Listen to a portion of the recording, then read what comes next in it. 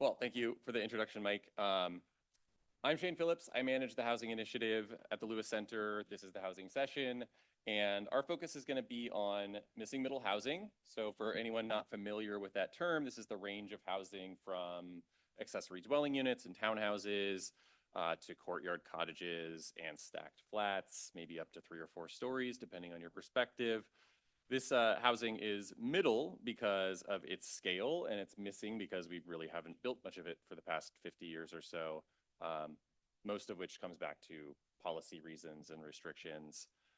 And this is important because this type of housing has a lot of benefits. It's kind of a sweet spot in terms of cost, with construction costs that are sort of closer to single-family homes, which are relatively inexpensive to construct, but per unit land costs that are closer to denser forms of housing because you're sharing them between multiple households.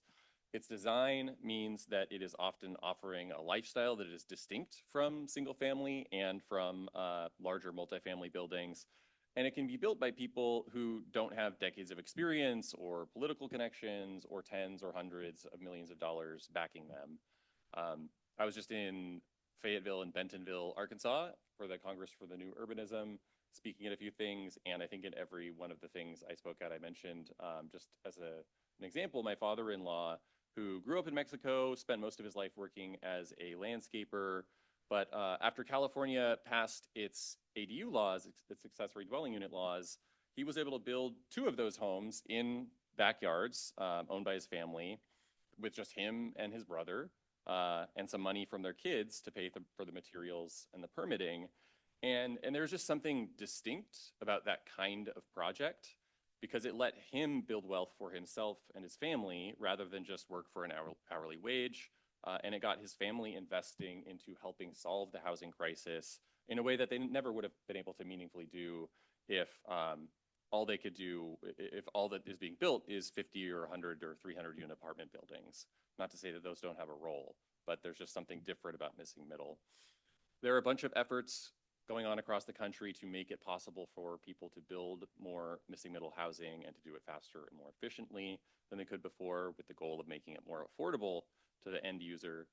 We're going to hear from a couple folks who are involved in those efforts in different ways, and our guests are kind of unusual, I think, in that they are involved on both sides of the table, as it were. They're shaping policy, but they're also designing and building the housing itself, and I think that gives them a pretty unique and valuable perspective.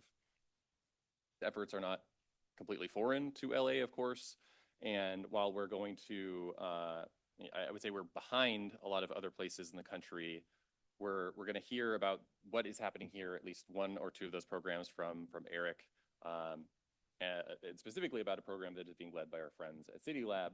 Manos is here. Sorry, Joey, where's Manos? You're just both handsome. But we're going to hear about that program and some of the local efforts and really hear some reflections on like what is the connection between them and what are the barriers here that might be unique from other parts of the country, other parts of North America. So we're going to talk about all that, some of the meta issues around governance and incremental tools and pilots that might seem like secondary issues, but I think are really right at the center of them. So I think Alkarim is going to be our first guest. Let me pull up your bio here really quickly. Alkarim Devani is the co-founder and CEO of Middle, just pronounce it Middle, yeah, mddl, a firm operating at the intersection of capacity building, policy innovation, and developer enablement. I actually met him through a City Lab kind of training that they were doing up in or down in Los Angeles a few months ago. Building on his experience, delivering over 200 missing middle or middle housing units at, again, the lack of vowels is throwing me off, RNDSQR, round square. There we go. He now scales impact through Middle's GIS and innovative accelerator tools. His work bridges the gap between zoning reform and the pro forma, ensuring missing middle projects are both buildable and economically viable across North America. I think he's doing some work with the city of Los Angeles right now, so I think that'll be interesting to hear about. Alkarim, can I have you come up and give your presentation, and we'll shift over. Thank you.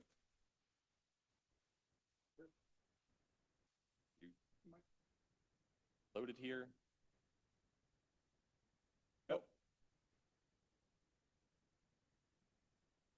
Oh, it's a PDF. Gotcha. Oh, I thought they sent you a Google.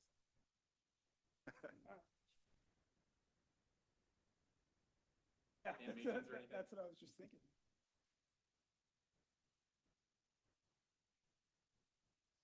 Maybe I'll sit as well while we figure this out. Well, thanks for having me. Super excited to be here. I flew in last night as well, except I feel bad now because my experience was completely the opposite of Elise's. I had dinner in the Arts District at Bevel, and it was absolutely incredible. So if anyone hasn't been there, they should go because I felt like I had the luck of the draw and had an incredible dinner and an incredible walk, obviously, in the Arts District. Um, yeah, and I will hopefully get my presentation up here shortly because I don't want to give away my intro. But if you want me to freestyle, I certainly can. Has anyone listened to the new Drake album? Is that a thing? Yeah, like I know Kendrick really owned it, but Drake just dropped the 1, 2, 3, and I'm from Canada, so I'm kind of proud, but also recognizing the grounds that I stand on today. I honestly I thought the album was gonna be soft, but it was actually pretty good. Like I'm actually it's pretty vibey. It's kind of a typical Drake album. Um, yeah, yeah, yeah. I mean, I say this as a proud. The challenge here is like the content. Yeah, yeah. There isn't a lot of substance, I would say, which is always a sad part. But it's vibey. You can kind of do yoga and dance to it, which is always good. Here we go. Sweet. Awesome. Yeah, I am now officially here on this thing. It's funny because I decided to come because Shane invited me. I said, Shane, I'm only coming if you bring me on the podcast. And he said, well, I don't really understand the research angle. And so, but I'm actually defending my doctorate this June. And so I just finished my written portion last night on the airplane, which I was really excited about. Um, and so, yeah, I find myself at a pretty interesting intersection. But Shane said, I want you to come and talk about pre-approved plans. And so I made this title for you, Shane, because I wanted to say what you told me to say. Let's see if I can figure out how to click this. Oh, here we go. Yeah, so a bit of my agenda. I'll kind of walk you through what I'm working on, some case studies, who I am. You heard me mention, so it's not going to come up. I'm a proud Canadian. If anyone's never been to Canada, a bit of context in terms of some of our major metros. I was born and raised in the city of Calgary here, which is a growing city as we kind of approach 2 million. And a unique city in terms of its missing middle housing policy, I would say. At one point, some of the most progressive policy in all of North America. This is my beautiful family, and I always love to kind of share with them because I'm here because I have the privilege to kind of stand on the shoulder of giants. My parents were refugees. They migrated from East Africa. Both have passed now. But a really important part of my heritage and kind of where I came from. My mom was a serial entrepreneur. She started her own catering business, and my dad worked at the local rail yard for 35 years.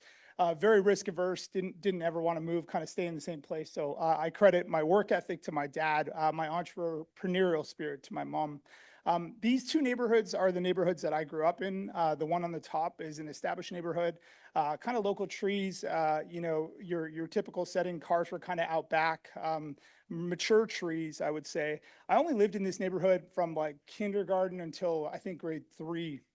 And then we moved to this new growth community. The benefit of Canada is we continue to grow outwards. I don't know if it's a benefit, but lots of suburbs. And so my whole family was so stoked about this. I remember my older brothers were like, we each get our own bedroom, we get a big backyard, the double car garage, a lake. And I remember being really like sad the whole time. And I remember the first day coming back from school, I had to bus because there was no local school yet. And I got off the bus and I was walking and I remember being like, where the fuck are the sidewalks? Like there's no sidewalks.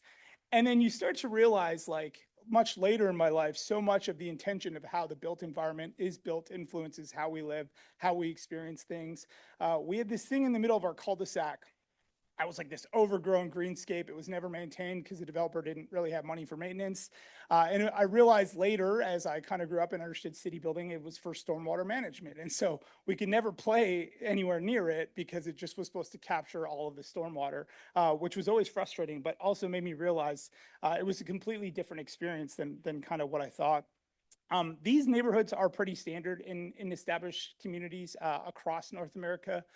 We do work in over 15 cities across the US and Canada. And although there's some unique differences in terms of sizes, whether or not there's lanes or alleys. The fabric was pretty consistent of some of these early kind of neighborhoods that were built and where we're seeing a lot of these opportunities. My journey was interesting. I started kind of in single family home building, found infill kind of luckily through my career, started a development. I don't know why we don't like vow. I think we don't do vows because we can't get the names we want. So you kind of get left with what's left. So started Round Square with a real simple mission about how do you bring families back to the inner city. And then recently started a new company called Middle. Shane talked a little bit about missing middle. I've had the experience to obviously work on a breadth of different types of housing forms in my career, as I mentioned. My journey has taken me kind of far and long within established area development and infill. And this has kind of been my journey. You know, T.S. Eliot says, you shall not cease from exploration, you know, to come back and see the same thing for the very first time. And that's been my journey. I've worked on mid-rise construction buildings as large as 7 stories with heritage restorations up to 200 units. But I'm coming back seeing this housing form for the very first time and realizing the impact it can have. I think I'm here because of that. These are some of the places that we've developed across Canada, over 300 units now. I've bought over 60 kind of single family homes from homeowners who are generally aging out of place, whose parents have passed away. And that started to kind of hit me in a different way. So although we were doing some interesting work, although architecturally some people like it, obviously lots of people in the community don't. The thing that I was starting to struggle with is there has to be a different way than simply developers buying homes from existing homeowners. And so that was the point of my thesis, is how do we change the way middle housing gets built in community, and is there a way to do it with community first? And so that's why I think I'm here, is to talk a little bit about middle. We've only been around for 2 years. We've kind of started to scale. We've had a lot of traction across, like I said, North America. We've had some incredible milestones. We've been across Canada, educated over 1,500 people. We did a program here with City Lab and the UCLA MRED program with that same education. And so we've really had some good success. I want to talk about a few of the case studies. Does anyone know where Kelowna is? Yeah, a few. It's in British Columbia. It's really beautiful. These slides are old, so you're gonna have to bear with me because I don't think my new slides made it. But it's a lake country, kind of same thing. They were having a lot of constrained growth, and we're trying to figure out what comes next. And so we supported the city of Kelowna in designing their first kind of fast-track pre-approved plans. We started with 3 through an infill design competition. So they invited architects to apply. Those 3 architects were selected. And then we worked with those 3 architects to actually create building permit ready plans. So these were not catalog plans. They weren't inspirational plans. They were plans that we took to go all the way through to building permit. And so we worked with landscape architects, we worked with servicing, we used our GIS tool, which I'll talk about in a bit, to identify where these lots were actually applicable. And so the net result is we started with 3, we're up to 16 plans now as part of their pre-approved fast track design plan. And what used to take several months, sometimes a year for approval, is now 10 business days to get approved. The reason why that happens is because we've tied data to that actual process. So we know that there are 6,000 homes today that could actually get up to 6 units as of right. We actually mail dropped those 6,000 addresses, invited them to a capacity building event where we would actually walk them through the process of what it takes. And a lot of people push back and say, well, those people are all not going to become developers, but that's actually not the point. The point is that they're educated in what the process is. This was a statewide legislation that changed this up to 6 unit provincial-wide. And we apply what we call the DEEP framework. Pretty simple. We focus on design, economics, education, and policy. Policy alone doesn't actually create housing. And so for us is, how do we actually go further downstream and ensure people know what's possible? How do we make sure the right designs can land? How do we make sure people are educated in what that process could look like? And so we've started to apply this exact framework in cities all across North America. This is the city I'm from. Unfortunately, we did end our kind of as of right policy in 2024. This was kind of interesting because we had the highest number of middle housing applications in all of Canada. In 2024, when the policy was introduced, we saw a 271% increase in applications. And so we saw this huge uptake. And then the city said, we're not doing that anymore. So in 18 months, we had a new council, and they basically revoked the as of right zoning. And so it's such a short window of time to see something actually work and then pull back. And this story isn't unique. This is happening in so many different cities. We're kind of allowing policy to happen, and when it doesn't go as we expected, council has this reform, politicians have this fear, things don't show up the way they land, like Elise was talking about the ADUs, and so we don't have the belts and braces in place when we think about what are all the outcomes. And so really unfortunate that we pulled because we started to see a lot of progress. This was a pre-approved plan that we were working with on the city of Calgary that actually got built. It's 6 units. It was meant to actually match the streetscape, kind of acknowledge what was on either side of it. There's 2 units up, 2 units down, and then we have the fortunates of having alleys and lanes, and so 2 units on the back on top of the garages. So again, kind of thoughtful, sensitive. We've seen early infill look like this, and it was the idea of how can we see more of this. We worked with one of the largest modular manufacturers across North America to build their first missing middle stacked unit. So this is a stacked, fully accessible at-grade 2 units with then 3 bedroom units on top. This company is now going on to do 130 units in the city of Calgary alone this year, but now the policy has been pulled back. And so we're going to see a retraction of this kind of innovation as well.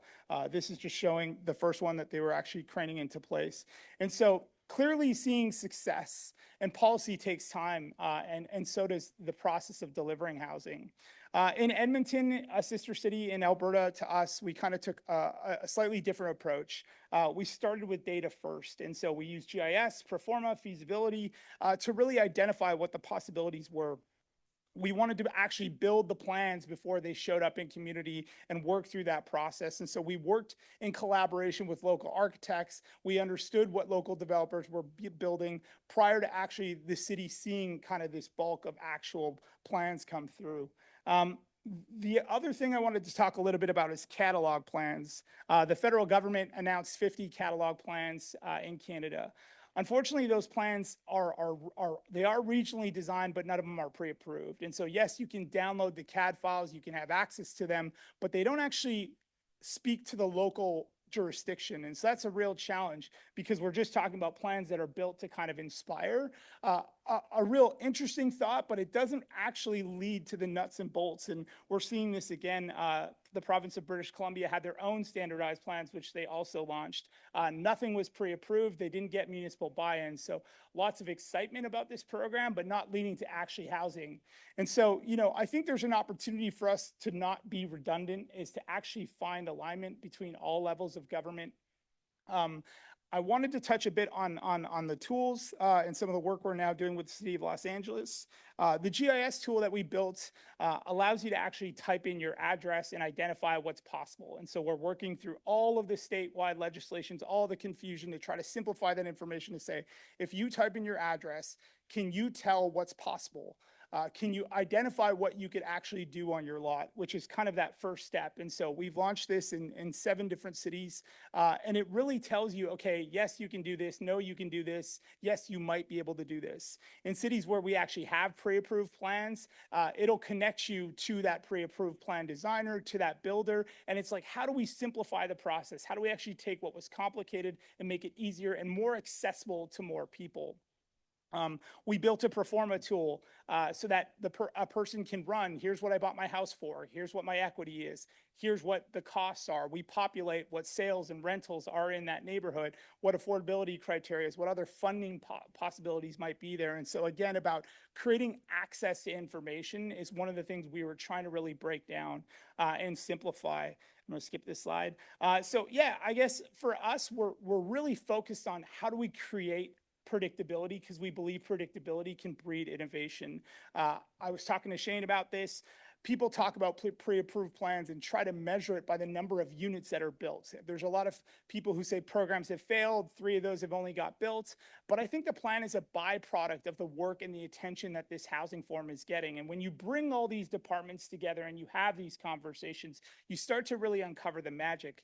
If something is applicable to a pre-approved plan, it's also applicable to a private plan, a different plan, because we now have the attention to this form of housing, which I think is really critical. just going to talk a little bit about the education side.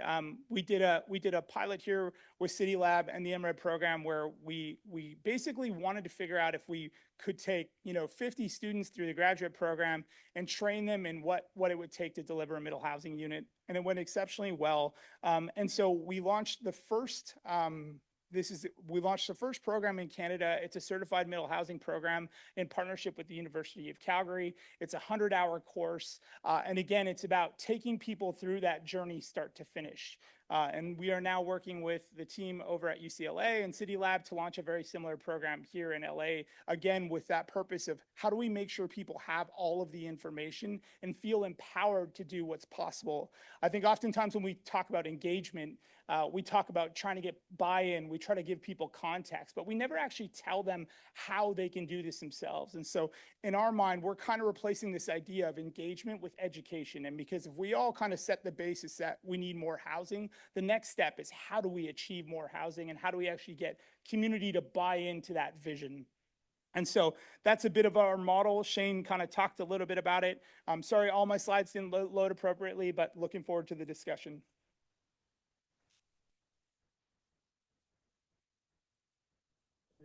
Shane now? Come down, then I'll come back. Okay. It's a little awkward. I want to be the first one. Yeah.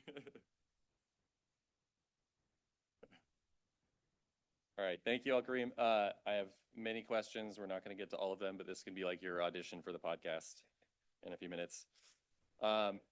Next up is Andre D. Jones, who brings 27 years in the construction industry to his role as co-owner of Jones Urban Development, a Memphis-based firm focused on community-centered residential and small construction projects. He worked as both developer and contractor, general contractor, to build Malone Park Commons, a 35-unit missing middle mixed-use development in Memphis's historic Green Law Edition neighborhood. He chairs ULI's Memphis Real Estate Diversity Initiative and advocates for zoning and code reforms that support attainable housing and walkable communities. We did have him on our podcast a few months ago, along with John Zena, who runs the planning, and he's kind of the Elise Lowe, I guess, of Memphis. So he has a lot of valuable information to share and kind of comes from this similar perspective of someone who started out as a developer. I mean, you're still a developer, you're still your main thing, you're just spending a bunch of time doing things like this that you probably don't really have time for. But he's gotten really involved, and we're going to see what he has to say about what that has looked like, both at the local level and the state level. So Andre, coming up, and thank you.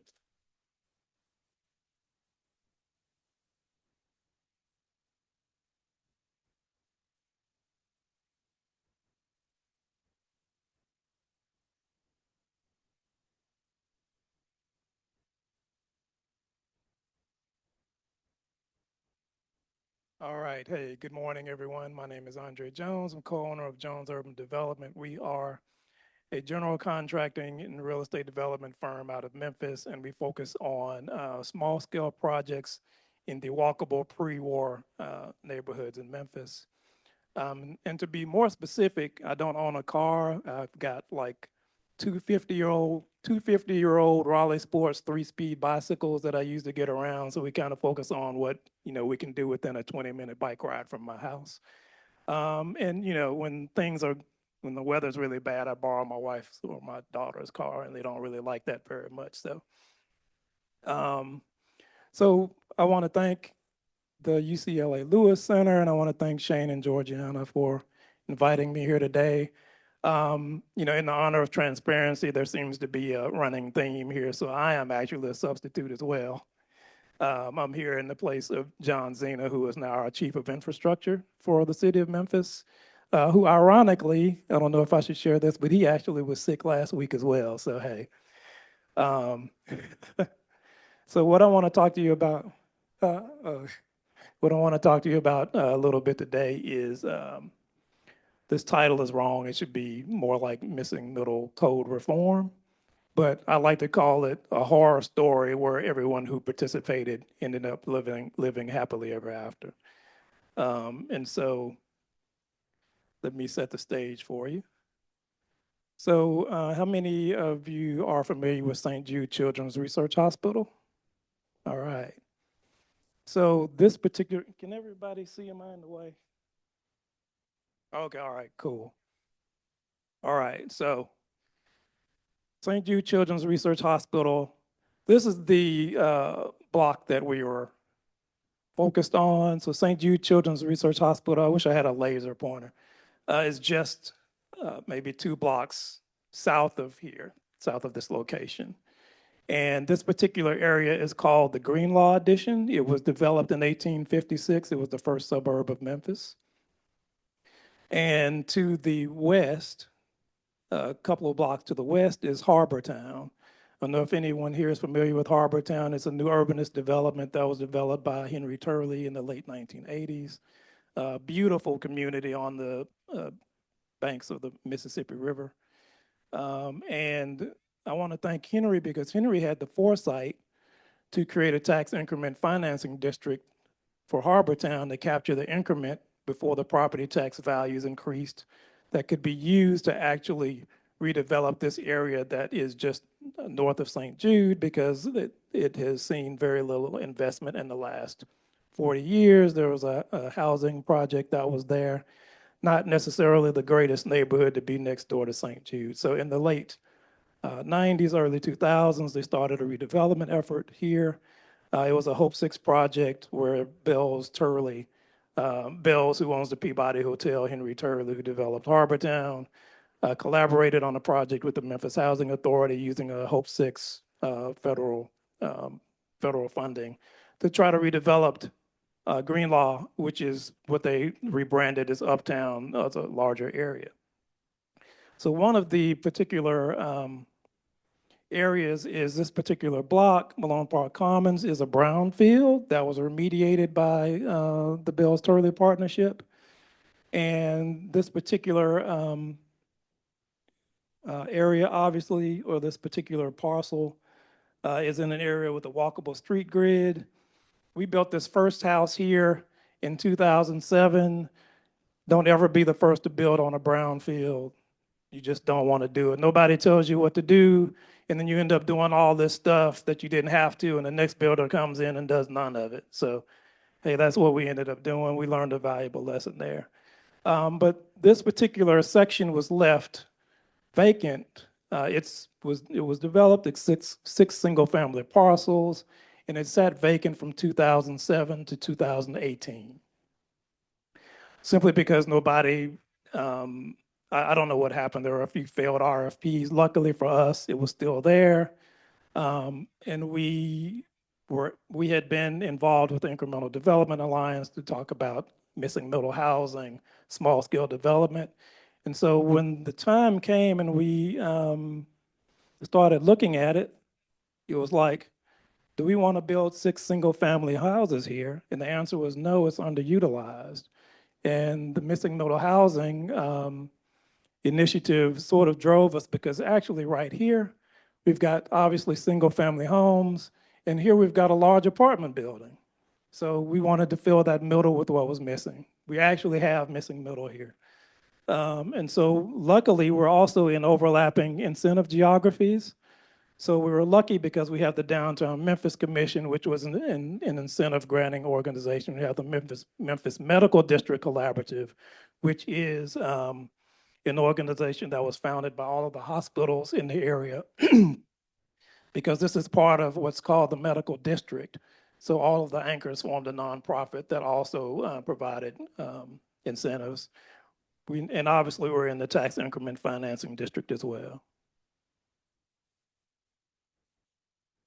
All right, so what we were trying to build, obviously missing middle, we wanted to build a traditional neighborhood, and we wanted to build businesses within walking distance. What we obviously have experienced over the last 80, 90 years with the popularity of the automobile is exclusionary zoning, where we have businesses separated from housing.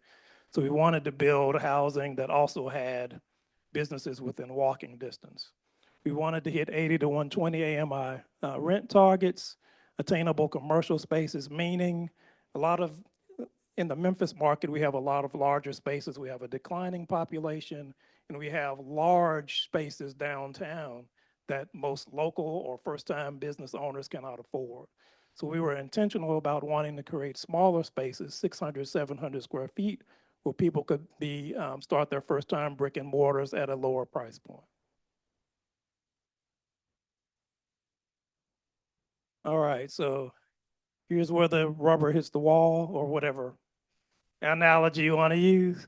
So obviously, if you're familiar with construction, there's the International Code Council that has the International Residential Code, International Building Code, International Existing Building Code, International Fire Code, all those international codes that only focus on the United States. I don't know why it's named international, actually. And so you can build one in single family and duplexes under the International Residential Code, pretty simple, pretty straightforward. Once you get to that third unit, you sort of hit a wall where 3 units is treated almost like a 150 unit apartment complex. And if you know, I mean, I'll just talk to you about the Memphis market and well, actually around the nation. You can build, you've got a lot of duplexes, but once this hits, nobody's really built triplexes or fourplexes and beyond for small multifamily since World War II, simply because of this. And so when you go from 2 units to 3 units, you have these fire protection triggers, you have utility requirements if you have a cross-connect program. I'm sorry, I'm losing my voice. I hope I didn't eat at the wrong place last night. All right. You have the utility requirements. Some utilities, like the state of Tennessee, made all of the utilities adopt cross-connection programs to force backflow prevention devices to be installed once you get over a certain number of units. Obviously, fourplex treated like apartment buildings, and in code interpretations, because once you get into the International Building Code, then the plan reviewers and field inspectors all have their own interpretations of what those actual codes mean and how they apply. All right, so how we move forward, slowly and painfully. So what we tried to do, what we got into was, we intentionally did not, we have a single family background. And the reason why missing middle housing hasn't been built is simply because of the codes and the difficulty, because it's too costly and too complicated to build. And people just decided we're not gonna do it. We had a single family background. We didn't try to get all the questions answered before we started, because I knew if we tried to get all the questions answered, first of all, we wouldn't have been able to afford it. And secondly, we just wouldn't have done it. And so through a myriad of alternative construction methods, we run into a certain issue and we'd go and talk to the building department of, oh, can we do this instead? They would say yes sometimes. Most of the time they said no. And so we were able to get through this, and I'll explain it more as we move along.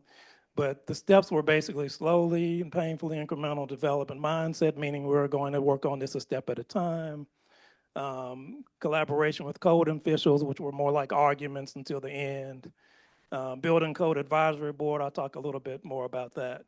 Actually, I'll go ahead and talk about it now. So luckily in Memphis, we have a Building Code Advisory Board that was established before I got involved, which is building officials, the head building official, the fire department folks, engineers, architects, builders, the inspectors all get together every 3 years or so to kind of talk through the International Code Council adoptions to see what will actually get adopted, what local amendments will be made. So they were having these conversations before I got involved, and I'll talk a little bit about how that happened. We're able to also advocate for change at the local and state level, and patient capital. All right, so it took us 6 years from start to finish to do this project. So the bank that we borrowed the money from was like, how many, you're gonna extend this again? But anyway, they said yes, so we're luckily, it's very important to have patient capital and people who care. All right, so what got built? So in the upper left, you'll see that we have these are home ownership. I like to call this the most diverse block built in the United States since World War II. And I think that's true. Nobody else has claimed it, so I'm going to keep sticking with it. So we have on this block, home ownership is in the top half.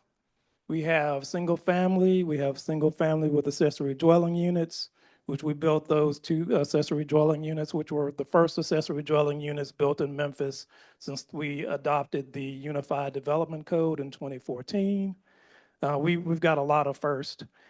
And we also have fourplexes, we have a cottage court, we have live-work buildings with ground floor, and I'll talk a little bit about how we got there. In essence, we ended up with 31 residential and 4 commercial units in what was originally planned to have 6 single-family homes. It's all at the scale of single-family because I'm about to run out of time. Let me keep going. Let me go fast. So we started with the cottage court, and I'll just have to tell these 2 stories. I got to get these 2 stories out. We started with the cottage court, and this is how I actually got introduced to John Zena. So we started here. We said we'll start with the single family because the single family adjacent, because that's what we're used to doing, and it should fly easily. We've got 2 single family lots. We built 6 cottages on one lot and 5 cottages on the other. The building official, we went through plan review. We used pier and beam, which ironically has nothing to do with missing middle housing. We built pier and beam, got it through plan review. We started pouring the foundations, and the building official said, no, you can't use pier and beam here in Memphis, which it's in the code, so I don't know why they would say that. So I got introduced to John. The good thing is John was the Division of Planning and Development Director, but he also was over code enforcement. So that is that's a great thing to have. So we can do pier and beam in a seismic zone. That was approved. And so that's how we started our relationship with John. We got to the cottage court, about to get our final inspections. The plumbing inspector said, you have to have a backflow prevention device because you have 11 units connecting to this. The plumber hadn't heard of it. Nobody had heard of it. And so, we had to do that. And that was our first introduction into the IBC and what that means for small multifamily units. We have Groovy Gratitude here. All of these are Black woman-owned businesses, first time. And we're very proud of that. Groovy Gratitude, Evolve Pilates, the main wildling is a floral studio. Groovy Gratitude here, pictured here, is a smoothie and sandwich shop. Wellness, good food, and what is historically a food desert. Very proud of it. We also have our fourplexes here, bottom left, LiveWorks, and this is a picture of the cottage court with the Bass Pro Pyramid in the background, which you'll all enjoy if you ever make it. All right, so what changed because this was built? Through all of those local code amendments, we also were able in this time to get a state law passed to allow municipalities to exclude sprinklers from 3 and 4 family homes if you use 2-hour fire separation. That was one of those things where the state fire marshal stopped us from doing what we wanted to do, and John Zena drafted a bill to go to the state, and we went up and advocated for it, and we got that passed. That's how you get around the state fire marshal in Tennessee. But anyway, all of the hard work that we had done over this 6 years was compiled into what's now called Appendix M, that was adopted by Memphis Shelby County in December of 2025. So now everything that we've done moving forward, anyone who's building missing middle will be able to take advantage of these particular local amendments, and it'll be less costly, less complex, and hopefully we can have more emerging developers and small-scale developers be able to build in their neighborhoods, because in Memphis, we have a lot of gaps. We have a lot of missing teeth, a lot of vacant land, and we need a lot of hands to be able to do this work. And so we're really focused on getting people who own property in their neighborhoods to be able to build these small-scale buildings. Applies to 3 to 24 units. The 2 most important for us is that we can use 2-hour fire separations without having to install sprinklers. And the other big one for us is now that we can have ground floor small commercial without having to have sprinklers as well, because that triggers commercial sprinklers. So now we can put on every, well, that's a zoning issue that John's also working on. Now on a corner, you can put a live work building with two apartments above, two ground floor businesses with no sprinklers, no backflow preventer, no fire protection connection, no fire alarm system, no low frequency sound bases. And just think of all of the money that we're saving here without reducing life safety. So I want to let you all know that this horror story has a happy ending. And this is a picture of my family with what Mayor Paul Young now, who at the time was the leader of the Downtown Memphis Commission. He is now the mayor of the city of Memphis. And this is us receiving the ULI Memphis Tommy Pacello Small Scale Developer Award. And so I don't know if you're familiar with Tommy Pacello, but he was a pretty big name in ULI and Missing Middle in the medical district around that time. So we're very proud of it. And I just want to say that Malone Park Commons ended up being more of a work to learn project than a work to earn project. But I think we've created a lot of positive change. We're going to create a lot of long-term value for Memphis. And we're looking forward to how this moves forward. So thank you very much.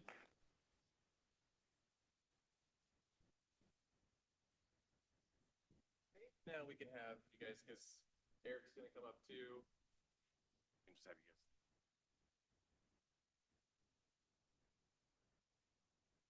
So I am going to introduce Eric in just a second, but I think we'll just all sit from here on because no more presentations.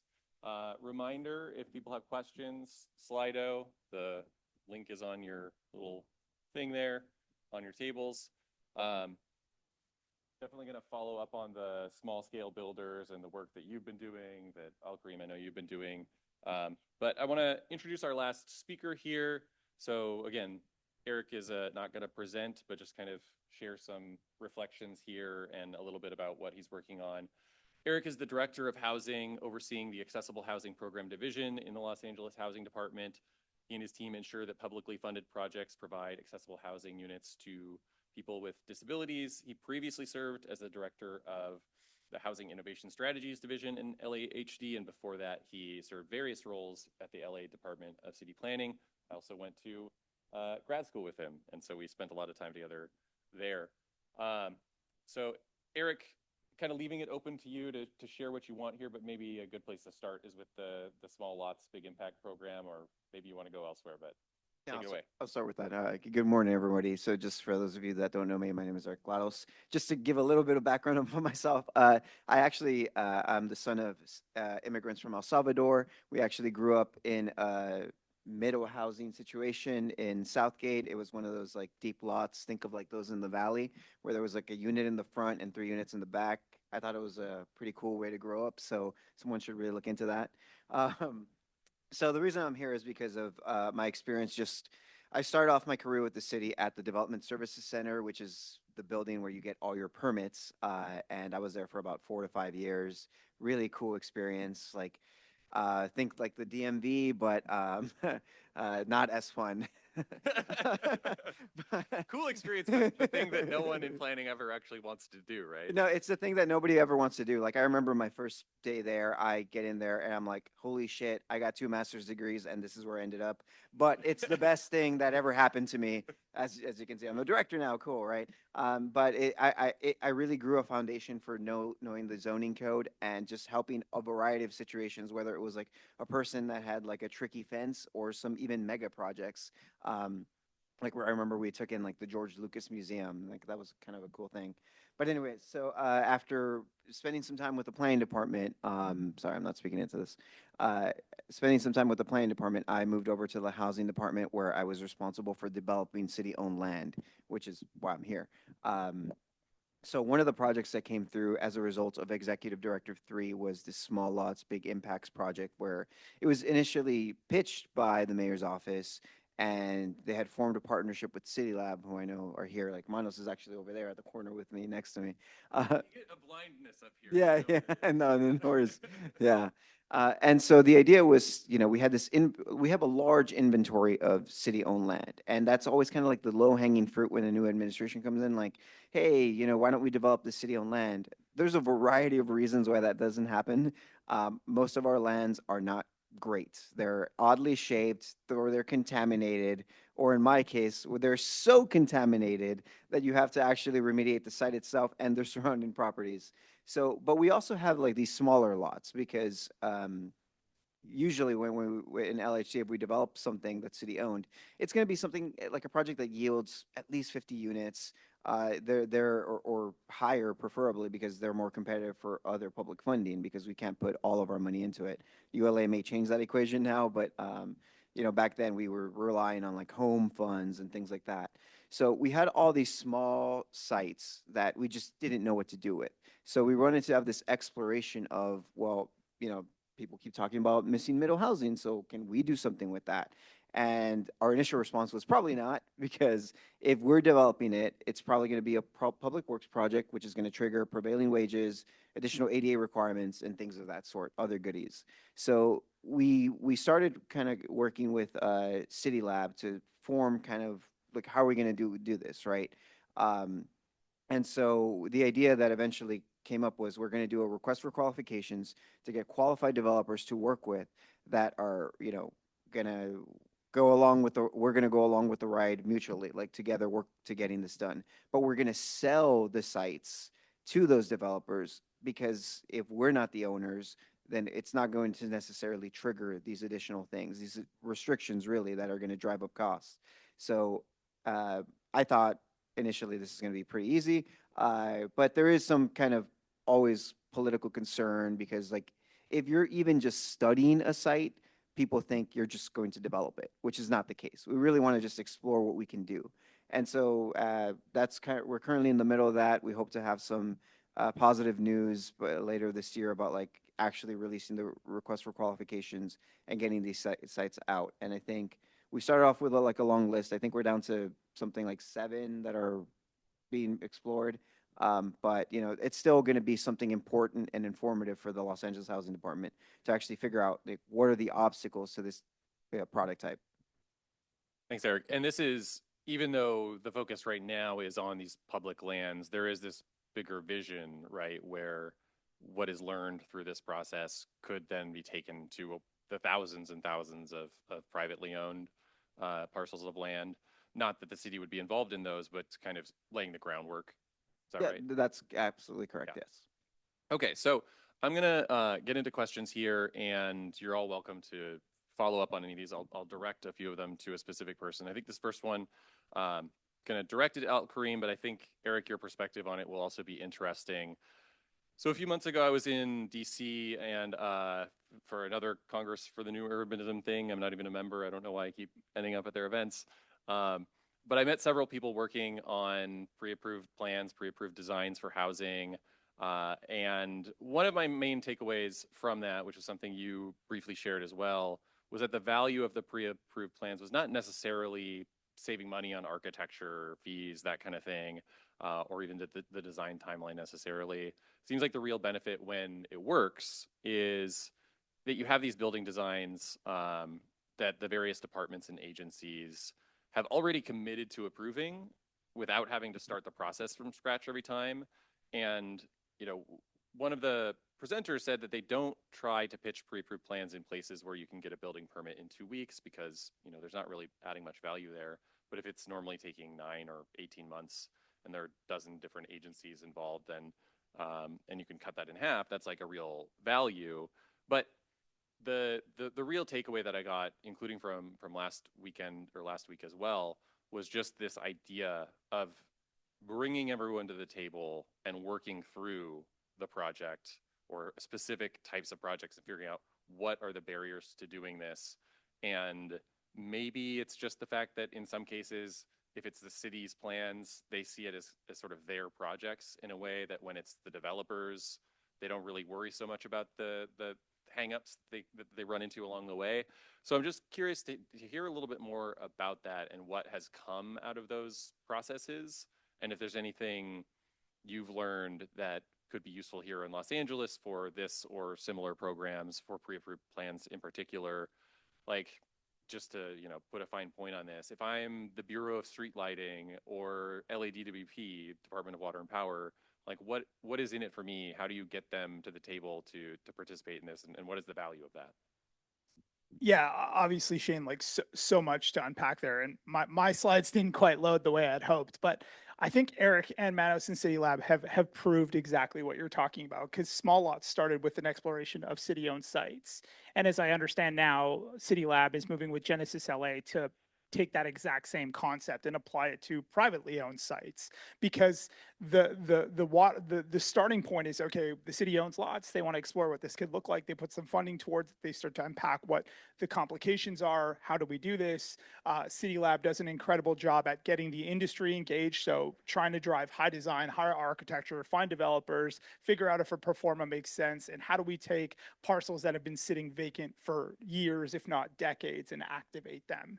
And so to me, I think we often try, in housing specifically, we try to measure success by units and units alone, because everyone uses this idea that we're in a crisis, we need housing fast. That's obvious everywhere. That is no question the problem. The problem that I think we have is we work in these silos of saying, okay, well, I can only impact policy, or I can only do this, or I can only do this. And then we villainize oftentimes, like, developers are just trying to make a profit, but they're the very people that we need to deliver housing, often efficiently, often more cost effective than we can in the affordable housing side. I sit on the largest affordable housing provider board, and the cost for us to deliver a unit is typically 30% more just through the procurement processes, because no one can work with us unless they meet these certain requirements. And I think Elisa's slide to me was like the most important piece of all of this. This is about people. Plain and simple, it's about housing people, but it's also about getting more people to actually be active participants in solving housing. And so Andre said this, like, there isn't enough people that know how to build small housing, because just like he said, as if anyone did this, they would never ever do it again. And most can't afford to go through that process, because they hit this place where it's like, oh shit, I lost all my money, I can't do this. And that, to me, that is the unfortunate part. What I think is unique about California versus, Canada is, and Elise said this as well, there's nowhere else to go. You guys are kind of landlocked. 75% of the homes within California, I think, are single family zoning. ADUs to me are hopefully that watershed moment. They're not going to solve the problem. And every developer knows this. If we can build smaller 400, 500 square foot studios, they typically perform better. You can build 500 of those versus, 100 3-bedroom units. The promise of middle housing is actually family orientated housing. And so I think cities need to decide if they want to invest in this, because it won't simply be like, oh, we made the policy work, where is the housing? Like, it doesn't work like that. It's got to have an intersection of, can we fund it? Can we demonstrate it? Can we invest in the innovation that it requires? And I think, Eric, you're going through this with LAHD right now, in terms of like, there's a vision, there's an idea, but actually going to creating that housing is such a different journey that obviously Andre's been through, a few of us have been through, but not many have. And I think one of the issues that we have with pre-approved plans is that it's not widespread here in LA, at least in the city of LA, right? There are some pre-approved plans for ADUs, and I think that's helping, but I don't think people are aware of that, at least in the city, right? Like, this is something that we should be looking at more closely.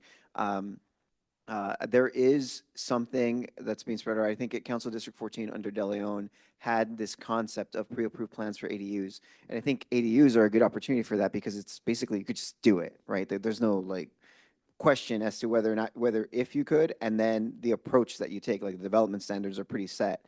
So I think that's one of the things that we need to explore more with ADUs, because that's an easy one to do.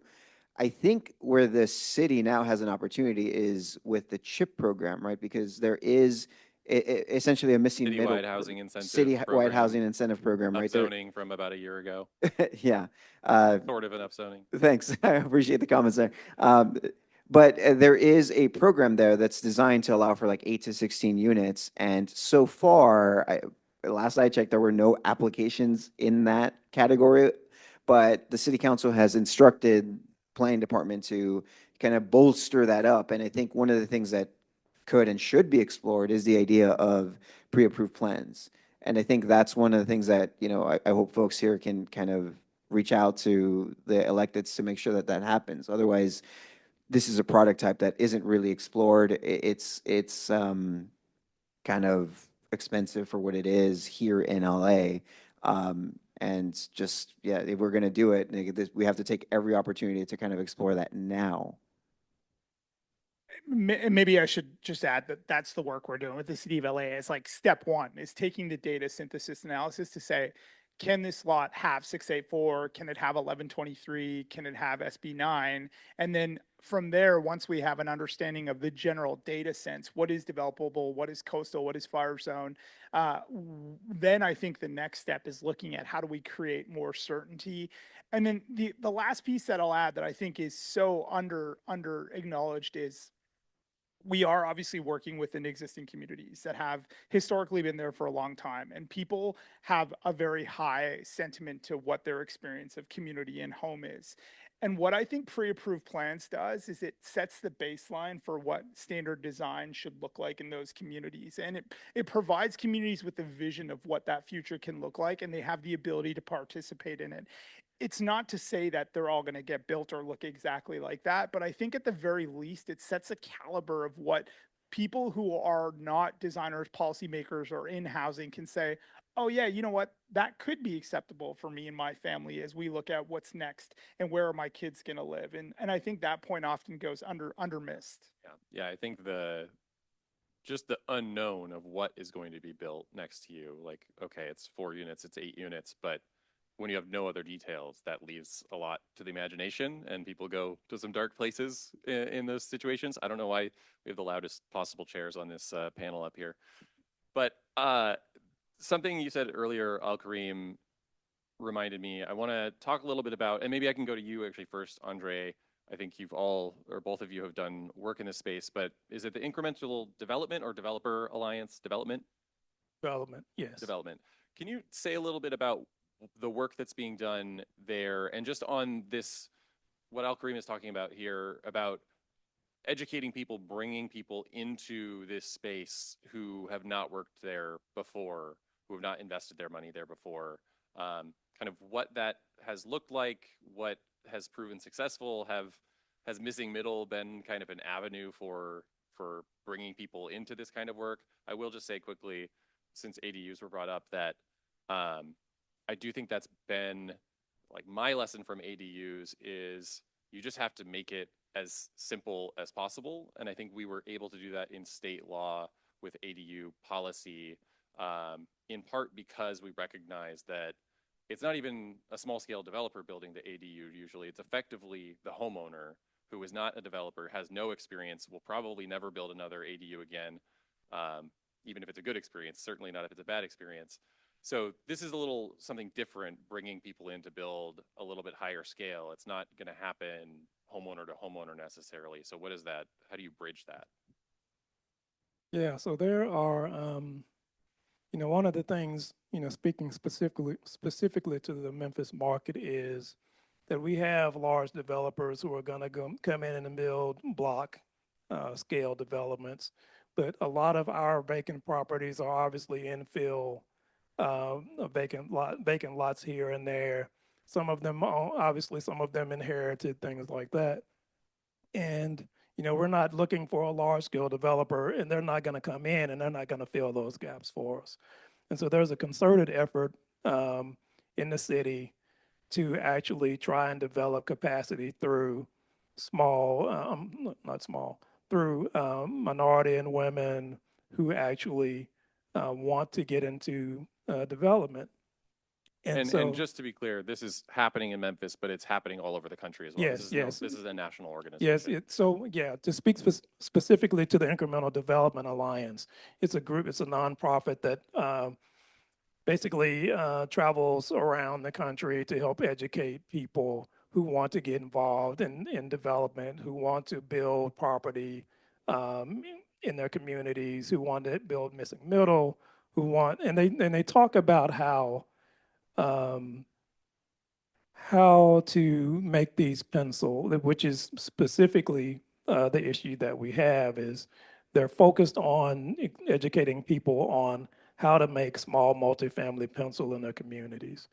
And this is where I was introduced to this particular model back in 2014. They had their first boot camp in Duncanville, Texas. Ironically, I drove from Memphis to Duncanville, and lo and behold, there were like a couple of folks who worked for the city of Memphis who were there also, and I didn't know they were coming. So it's sort of an omen, a good omen moving forward. And the other particular point about what we're doing specifically in Memphis is the ULI Memphis chapter has what they call the Real Estate Diversity Initiative, which I was voluntold to be the chair of.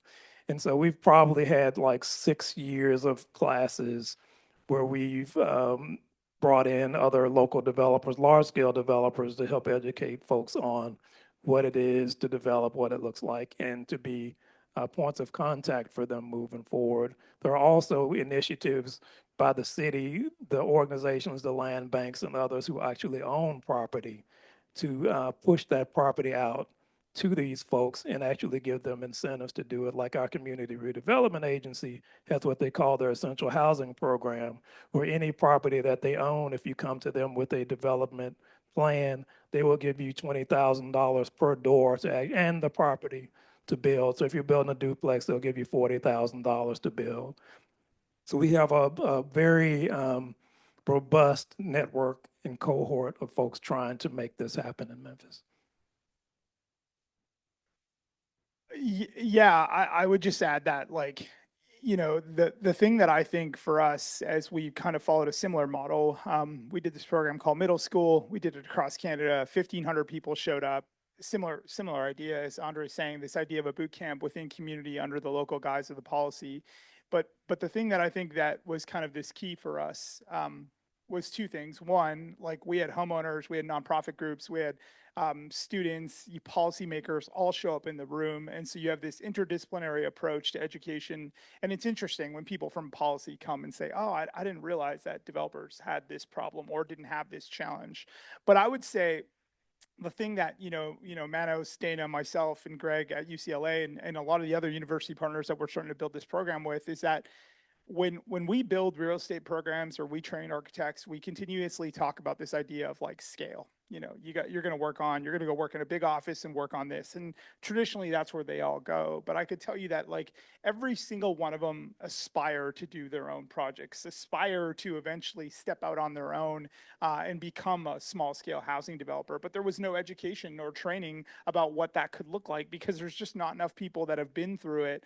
And for me, that was really the signal. Was we've learned a lot of the lessons Andre is talking about. We went through every single one of those. Like, we had 15 safety code officers at our sixplex, all interpreting it differently about, no, you need to add fire. No, you need to rip down that wall. No, it needs to be 2-hour fire separation. Like, and it's just so unfathomable to think that the average person would have to navigate that. And so again, I go back to this idea of a pre-approved design should solve all of those questions because you have all of those people there working on all of those constraints.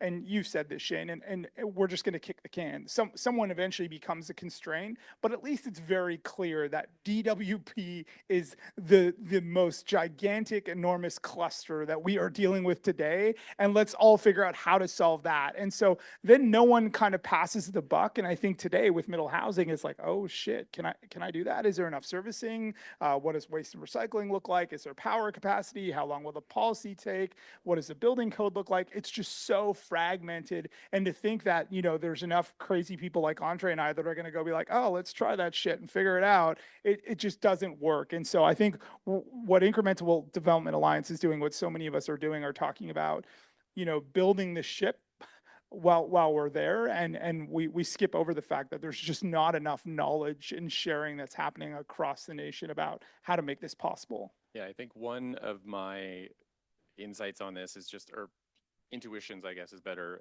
a better word for it, is if you ask developers in a city like Los Angeles, what are the problems with building a 100-unit apartment building, podium style or whatever, you can get a lot of answers because there are lots of people doing that.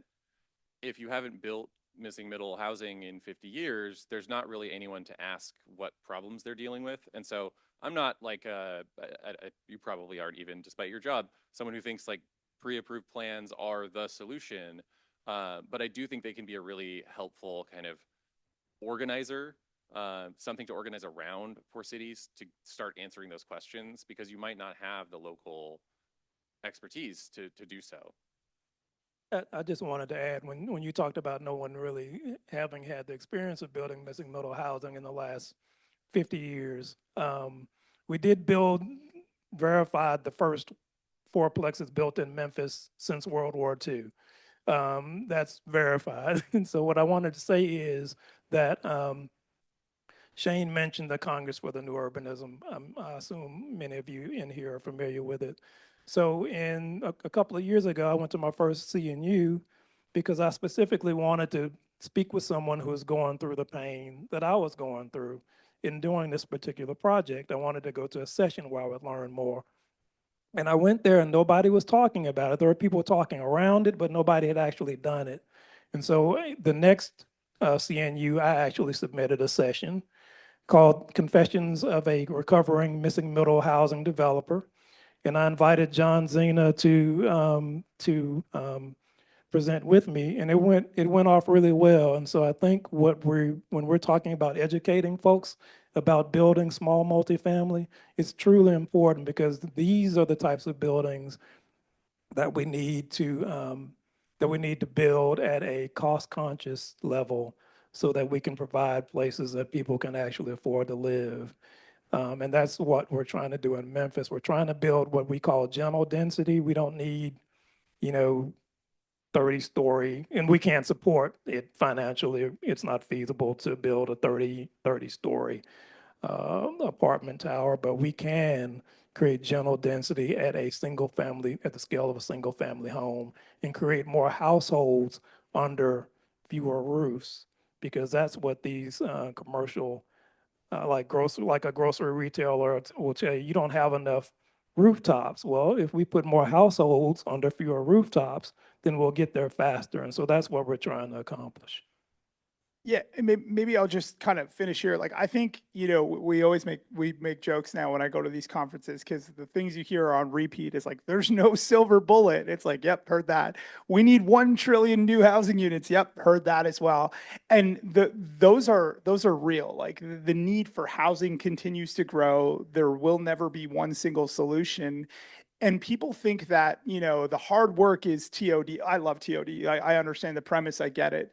But, and not to throw shade, but like looking at like Spencer Pratt saying, oh, we're going to redevelop all of Skid Row and turn it into 1 million new housing units. It's like, it's kind of the noise versus the signal. And for me is like, what type of housing do we want to actually build in our cities? What is a viable way to build that housing? And I don't believe that our housing should be, I don't think anyone should believe this, should be our affordable housing all needs to be in one place, or we're going to take all of our density and pack it into that little corner over there near the train station, but we're going to leave this part of the community where it is. Like, every community we go into says there's so much land in the TOD. It's like, yep, there is, but that's not the way that we build complete. Not where everyone wants to live, not everyone wants to live in a 7 or 20-story building. Like, we need a diversity of options that we lack right now. 100%. And I just think this is the hard work. It's why it takes so long. It's why it doesn't happen. It's why people ignore it. And then it's like, well, it's not really going to make that big of a difference because it's only this much housing. But for the grand scheme of things, for me, it kind of has to start here for us to progressively see how we build these complete communities. Can I just quickly add? So I know transportation is on the agenda for later, but I just want to let everyone here know that the Memphis Area Transit Authority is absolutely horrible. And we know That's it. it's, I mean, well, period, yes. But, you know, we know, we talk a lot about housing, but a lot of folks don't talk about how just absolutely astronomical the costs are to owning a vehicle. And it takes away from your ability to be able to afford a home when you have to have a car to get around. And so, I mean, Memphis, you have to have a car to get around. The MATA is horrible.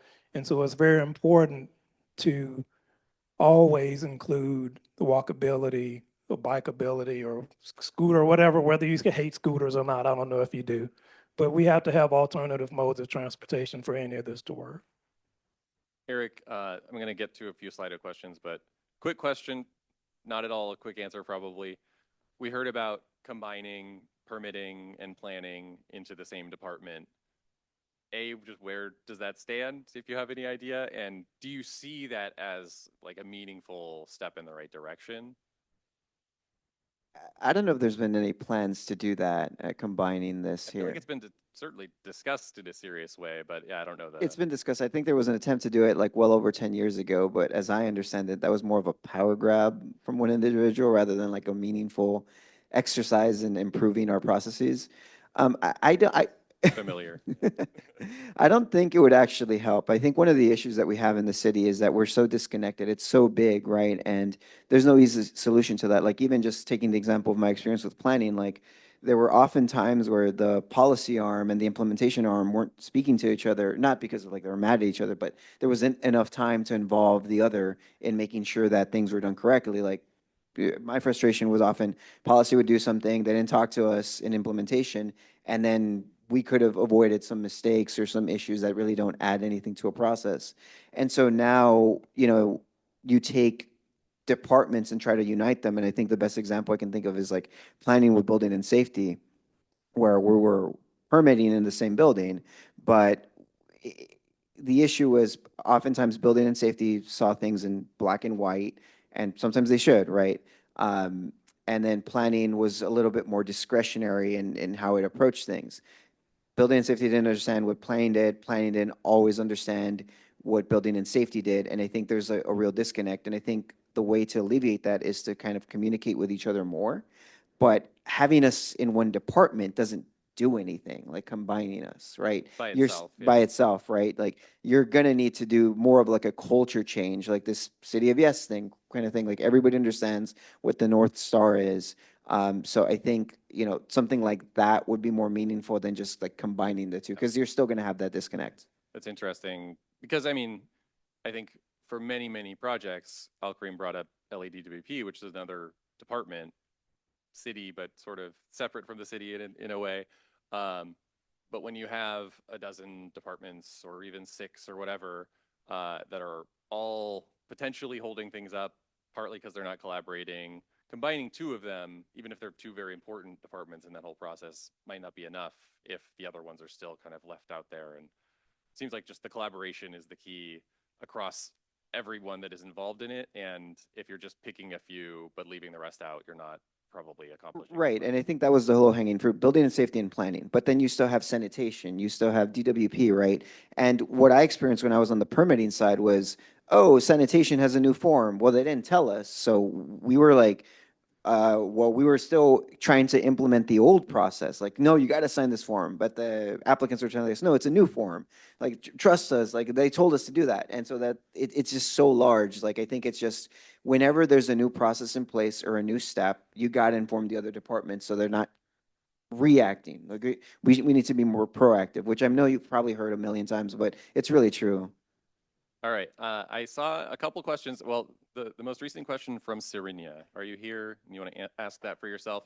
So this is a design. I think the more recent design question would be a good one, and maybe Alkarim in particular could respond to it, because he may be familiar with some of what's happening here, even though he's not based here since he's been doing work. But Eric might also be able to respond as well. Thank you. My name is Serinia and I work at SCAG, and I do transportation stuff, but this is, we're talking about housing. Okay. In a lot of parts of Los Angeles, like Koreatown, East Hollywood, San Fernando Valley, like inner ring sections, part of LA, The older homes, like the craftsmen's that were at the end of their useful lives, have been torn down and turned into new apartment buildings, which is great. Like the building I lived in, well, it went from 3 units to 4 units, but it did go from 1-bedroom apartments to 2 and 3 and 4-bedroom apartments, which is good. But what I have found in looking at a lot of these buildings that go for sale on Redfin is there's a lot left to be desired with the site planning. So for example, because they're all market rate, I know they're trying to maximize their profit. They don't do the subterranean parking, and so the parcel as a result ends up looking like it's all parking. And there's like I guess, no requirements to put in trees. And so there's just a lot left to be desired about the introduction of these new buildings, which, I'm supportive of. But I'm kind of curious about if you can provide some insight on how you've done these projects in your communities, because these parcels, 4, 5, 6,000 square feet, they're not small, but how to like weigh the balance between, trying to, generate a profit, because that's important, but also introducing building element designs and site plans that are climate resilient, and just nice. I think she might be even talking about like townhouse projects in particular. That's Yeah. kind of what I'm envisioning. Yeah, The ones like maybe with a driveway right down the middle, and it's just a bunch of yeah, no, like what garages on the happens ground with a floor. lot of these site plans, a lot of these sites is that they'll have like it's like 2 duplexes on the property, and they'll have a garage or something in the rear. And so as a result, the majority of the parcel is devoted to parking. Yeah. And I feel I'm like, I that, feel like the that neighborhood, might be the answer right there. yeah, and I'm is like, the I feel like the parking. neighborhood I grew up in was already kind of not nice. And I'm like, well, I feel like I'm missing something. Yeah. No, I obviously appreciate that question. I appreciate that sentiment. And I think like the double duplex phenomenon of Los Angeles is kind of what some of those have fallen into. Ed Mendoza has written about this. We can try to find a link to something. Yeah. Yeah. So I guess like as we're new to kind of the LA environment, the first thing that I'm learning about the US in general is liability is a problem. And so like y'all like to sue each other way more than we do in Canada. And so we don't have that natural, first problem, which is like no one ever wants to build a condo ever again. And this idea of like lenders will not finance tenancy in common. And so I think there's some structural challenges which I believe are kind of being And thought about. what you're getting at there, I think, is that we build those townhouses so they can have separate lots, separate parcels, rather than just have like a 6-unit condo building where it's stacked on top of each other, which would actually be easier to design in a way that has room for trees and other things. But we basically don't do that because we can sell those separate lots separately, essentially like a single family home. Correct. And you could sell the condominium by doing that, but then the liability that comes to a developer for 20 years after is far too high and not possible for developers to achieve. And so I think there's probably some structural challenges that we're starting to observe that are different. And what I would also say is like there's big excitement about single stair reform, which I'm also really excited about. I think it's going to be the next wave of design iterations, but it will be hamstrung by other things like fire requirements, like condo requirements. And so I think often what I would say is that there is so many other components, waste and recycling, parking, other mandates. Sometimes parking is not even mandated. The market just feels like they require it in order to sell those units. But one thing I'll add that we did in the city of Kelowna is we started with a landscape architect and we designed that as kind of the footprint. And so we created bioswales as a way to do the stormwater management requirements. We standardized those plans so that anyone could build on top of that. So rather than just simply saying, okay, we're going to do, asphalt, tank underground, how do we change the way in which these meet the pedestrian realm? And that was a really key thing for us. And then also embedding this idea of like landscape plans, which include your trees and a bunch of those other things. So again, like to me, that's the benefit of that pre-approved design process, is that you start to think about those things. But I think more than anything, it has to be interdisciplinary. It cannot be planning or permitting or different departments that drive those outcomes. You have to have everybody in the room to get to better outcomes. I'm hearing no silver bullets. And I was just going Except to for- add, sorry, DWP is a silver bullet. If there's anyone here, which I doubt it, but. and I was just going to add, I don't know this environment at all. And so I don't know if what you're describing is a result of parking minimums.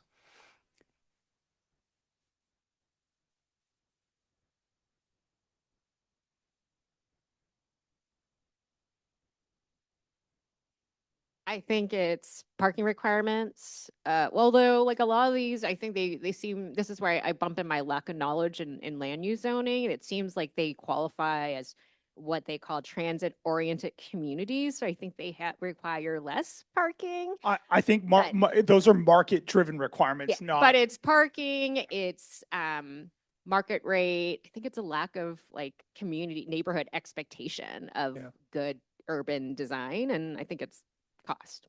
Yeah, I was just going to add that, I think we have to get beyond this notion of building space for cars.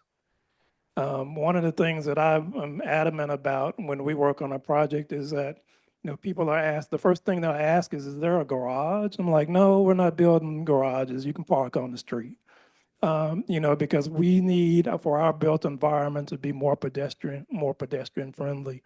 And so that's one thing is we try to focus on reducing the amount of space that we build for cars. I'm a big fan of Christopher Alexander's or pattern language. And so trying to find out where to put that small centralized parking, if necessary, is big for us. And I think the second thing is, being intentional and caring about what the product looks like. Does it fit within the context of the neighborhood? And just not trying to squeeze every unit you can on a piece of property. I mean, if you looked at what we did for Malone Park Commons, we put 35 units there. It's a high density residential zoning, but we didn't try to fill it up. We left green space. We built buildings that were the scale of a single family house. So you have to find people who care, I think. Let me ask one more question quickly. We got less than 2 minutes here. I know this is going to be impossible to answer in short time, but since we brought up transportation, a little bit of a transition, we also had a question sort of related to the wildfires. And so I'm curious, Eric, through your small lots, big impacts work, other kind of just work you've been doing, people you've been working with in the city, do you feel like this is a question from Jody, if you feel like there have been any improvements over the past year and a half since the wildfires, or through other processes, like other things that are driving them that have improved on timelines, on the certainty of the process, anything like that that's been kind of encouraging to you? Not that I've seen, but I mean, there's just so many priorities, right? Like that's the thing. Like I think one of the things that's being looked at, because you hear about it all the time, is like we need to expedite permitting for those people that were affected by the wildfires.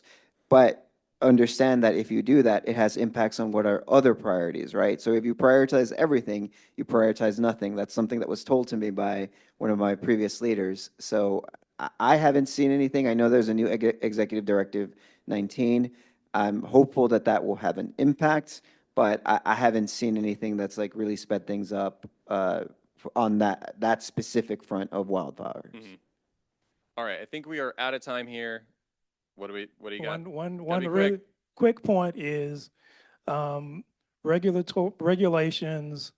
Pre-development funds is the biggest killer of deals for small scale development. We don't have the type of money to spend on all the regulatory requirements to get these small scale projects out of the ground. And so if we can reduce or right size regulation and make the building codes proportional, then I think we'll see more small scale development everywhere. Can I finish with one more thing too? Of course. The idea that the prioritization of what we're trying to achieve, if we prioritize everything, we get nothing. I think that couldn't prove better for what is the challenge with small scale housing. And one thing that's becoming more and more clear is this idea of inclusionary zoning. You tear one home down that was affordable, you need to replace that one home, but you can build, 4 more housing. That just doesn't work at this form. If you are going to remove one house, The scale's too small for, you can't do it. And again, it's the idea of what are we measuring? If that one home is going to be replaced with a $5 million home, and alternatively we get 4 $1.5 million homes, that's a significantly better outcome. And so when we think about small scale incremental development, to embed all of the things that we do on all housing, to say that should bear the same amount of requirements and restrictions is just not possible. And I think that idea of inclusionary zoning is amazing. It's important, but just not at this scale. It's incredibly difficult to achieve. all right, good way to end it. Oh, Just one more come thing. on, We're really come quick. on. Sorry, I'm but if really you cutting it off after this. You each if get you your, if you want final your word. projects to have prevailing wages, additional ADA requirements, climate resiliency, and cure all of society's ills through housing project, just don't be so mad when it costs $1 million per unit, please. Well said. Thank our panelists here.